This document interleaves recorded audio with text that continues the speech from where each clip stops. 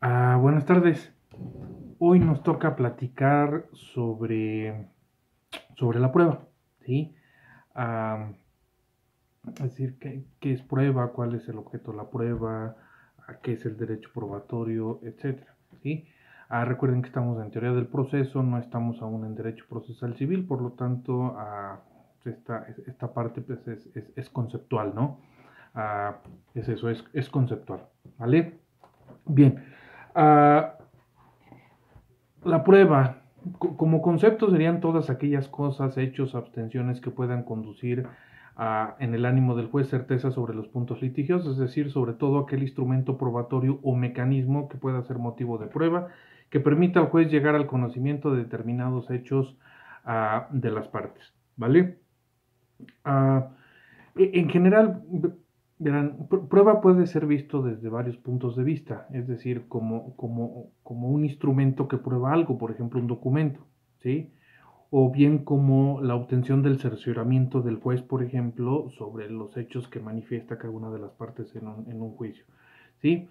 Bueno, para ser más claros, diríamos que la prueba o el concepto de prueba tiene tres vertientes. Primero, en sentido estricto, que es la obtención del cercioramiento del juzgador sobre los hechos, ¿sí? Y verificación de las afirmaciones expresadas por las partes. Es decir, probar significaría entonces en ese sentido convencer al juez, obtener el cercioramiento del juez, que el juez vea lo que estamos diciendo y diga, este tiene razón, y en la sentencia pues nos dé la razón, ¿sí? Es decir, este está en lo correcto, por lo tanto la sentencia se va a dictar en su favor, ¿sí? Los van a declarar ganadores. Bien, luego, tenemos prueba en sentido amplio, que es un conjunto de hechos desarrollados por las partes, terceros y el juzgador con el fin de lograr el cercioramiento de éste contra los hechos controvertidos, ¿sí? Bien, en sentido amplio, como bien dice, es un conjunto de actos desarrollados por las partes, ¿sí? Terceros y el juzgador. Es decir, aquí sí ya lo vemos como un acto, es decir, por ejemplo, el desahogo de una confesional, el desahogo de una testimonial, ¿sí? El dictamen de un perito, ¿sí? Por ejemplo, ¿vale? Que por supuesto siempre son tendientes a probar los hechos de las partes, ¿no? Y finalmente, una tercera vertiente es como medios, instrumentos y conductas humanas con las cuales se pretende lograr la verificación de las afirmaciones de un hecho, ¿vale?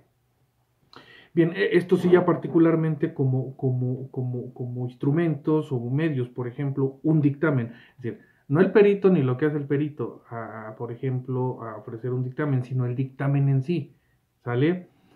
Por ejemplo, un documento como tal, ¿sí? Que es un instrumento, o una conducta humana, por ejemplo, insisto, una testimonial, ¿vale? Esas son las tres vertientes del concepto de prueba, ¿sí? Y bueno, aquí es importante también referirnos al derecho probatorio, ¿sí? El derecho probatorio es una disciplina autónoma, ¿sí? Una disciplina autónoma que estudia los seis siguientes conceptos, ¿sí? Es decir, cuando decimos derecho probatorio y decimos una disciplina autónoma, significa que hay libros, que hay estudios, que hay todo dedicados exclusivamente al derecho probatorio. Si ustedes se paran afuera de juzgados o en una librería o en la sección de derecho de una librería, se van a dar cuenta que hay libros que se dedican exclusivamente a esto. La prueba en el sistema penal, la prueba en el al nuevo sistema de justicia penal, la prueba en las controversias familiares, etcétera. Es decir, hay libros especializados en derecho probatorio, por eso se dice también que es una disciplina autónoma, ¿sí? Que estudia, insisto, de forma enunciativa los siguientes conceptos, ¿sí? El objeto de la prueba es decir, ¿qué se prueba? ¿Sí? Y se supone que se prueban hechos, los hechos que afirman las partes, ¿no? Uno en su demanda y el otro en su contestación si la hubiere, ¿no? Estudia también la carga de la prueba, es decir, a quién le corresponde probar qué, ¿sí? Recuerden, hay un artículo ahí en todos los códigos de procedimientos civiles que dice que que establece la regla general de la carga de la prueba, que dice que es al que afirma está obligado a probar y el que niega solo lo está en algunas situaciones, ¿no? Cuando la negación implica una afirmación o cuando se desconoce la capacidad del litigante, etcétera, ¿sí? Entonces, esa es carga de la prueba, es decir, quién debe probar y qué, a quién le corresponde probar, ¿vale? Eso es la carga de la prueba. Estudia también el procedimiento probatorio, es decir, cómo se prueba, ¿sí? Y ustedes saben que el procedimiento probatorio tiene por lo menos cinco pasos, que es ofrecimiento, que es proponer medios de prueba al juez, normalmente son 10 días en un juicio ordinario civil. Recuerden que aquí cuando nos referimos a algún plazo siempre estamos hablando de un juicio ordinario civil. El juicio ordinario civil es el que estudiamos aquí en teoría del proceso, en derecho procesal civil, porque es como el modelo. El juicio ordinario civil tiene todas las etapas, tiene todo lo que los otros pueden no tener, ¿me explico? Es el procedimiento más amplio, es el que más cosas tiene y por eso siempre sirve como base. Porque estudiando al juicio ordinario civil, pues se entiende que podemos entender a los demás, ¿vale? A los demás juicios. Entonces, el procedimiento probatorio es la proposición de los medios de prueba. Insisto, normalmente son 10 días para ofrecer pruebas. La admisión, ¿sí? Hay un auto que se llama auto admisorio de pruebas y se llama auto porque impulsa el procedimiento, no es un decreto, no es nada, es un auto, ¿vale? Luego tenemos la preparación, que normalmente en la admisión, en el auto admisorio de pruebas, también se ordena su preparación. Por ejemplo, se mandan a hacer las citaciones a testigos, a peritos, se ordenan oficios para averiguar algo en otra dependencia, etcétera. Esa es la preparación de las pruebas como tercera etapa del procedimiento probatorio, ¿vale? Luego tenemos el desahogo. El desahogo ya sucede, por ejemplo, cuando ya no se desahoga una prueba, cuando se señala día y hora para el desahogo de una confesional, de una testimonial, de un testimonio de parte, etcétera, ¿sí? Ese es el desahogo. Las pruebas documentales, por ejemplo, se desahogan por su propia y especial naturaleza, ¿sí?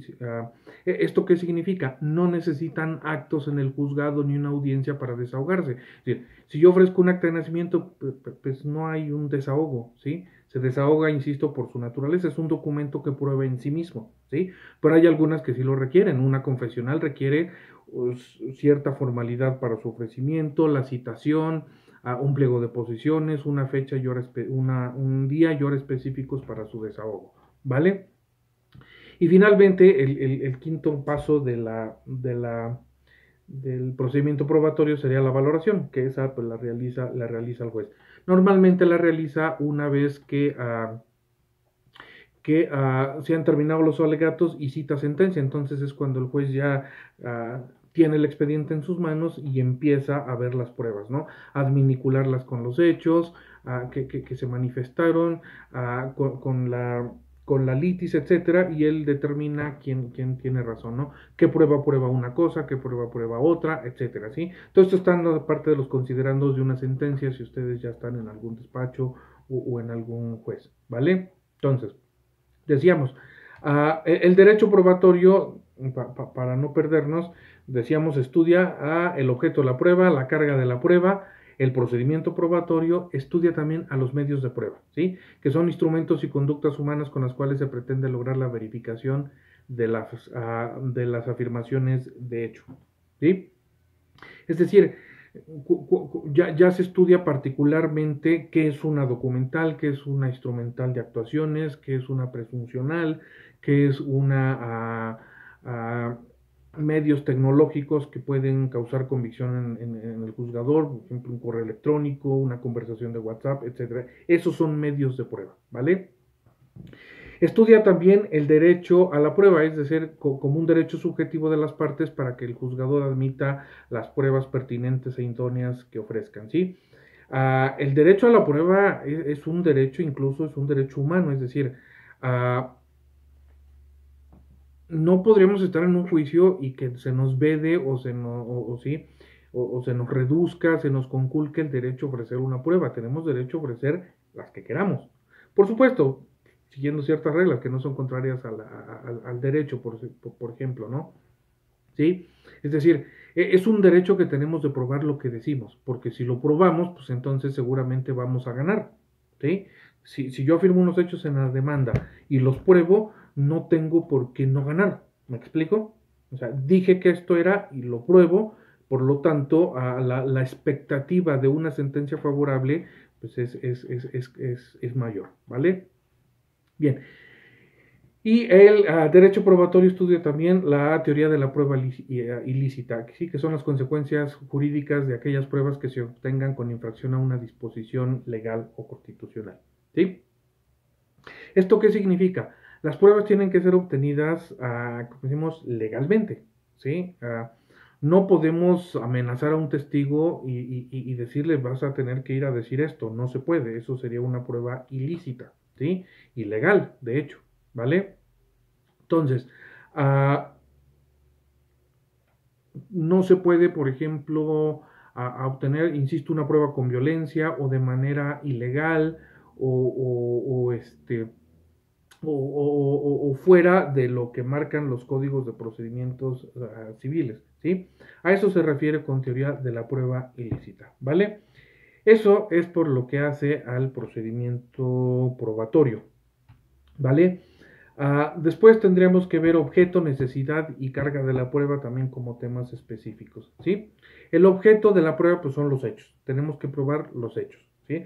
Recuerden que los abogados cuando hacemos una demanda manifestamos hechos y estos hechos con circunstancias de tiempo, modo y lugar que después tenemos que probar, ¿sí? De nada sirve manifestar un hecho si no lo vamos a probar, el juez no lo va a tomar en cuenta, ¿sí? Cuando la actividad de un juez principalmente consiste en ver los hechos de las partes, ¿sí? Los hechos que manifestó el actor, los hechos de las excepciones, ¿sí? Y ver quién sí probó. ¿Me explico? Y quien prueba es quien gana. ¿Vale? Entonces, el objeto de la prueba son los hechos de las partes. Luego, necesidad de la prueba, que viene del deber del juzgador de buscar la verdad real o material de los hechos postulados por las partes, ¿sí? Es decir, es necesario.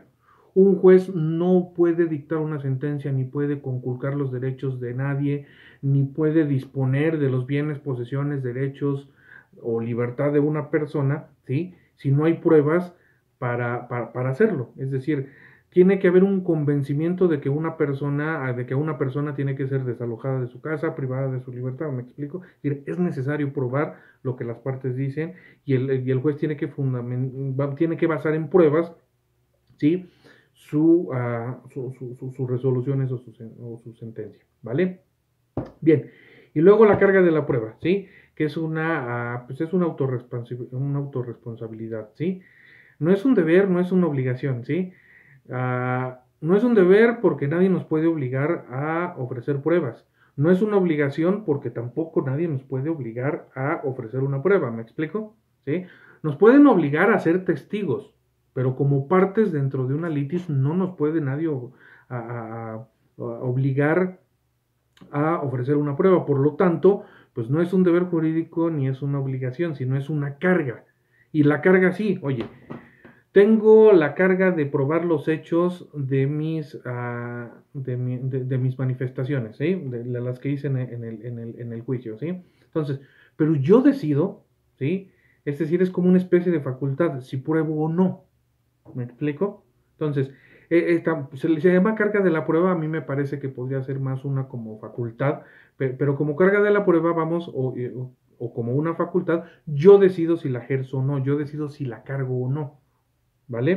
Uh, Supongo que todos hemos visto, y si no lo van a ver en su carrera, en su ejercicio profesional, perdón, que muchas veces se presenta una demanda y las partes no ofrecen pruebas, ¿sí? Sí, se va al juicio así, se les pasa, caduca, se fueron a otro lugar, etcétera, ¿sí?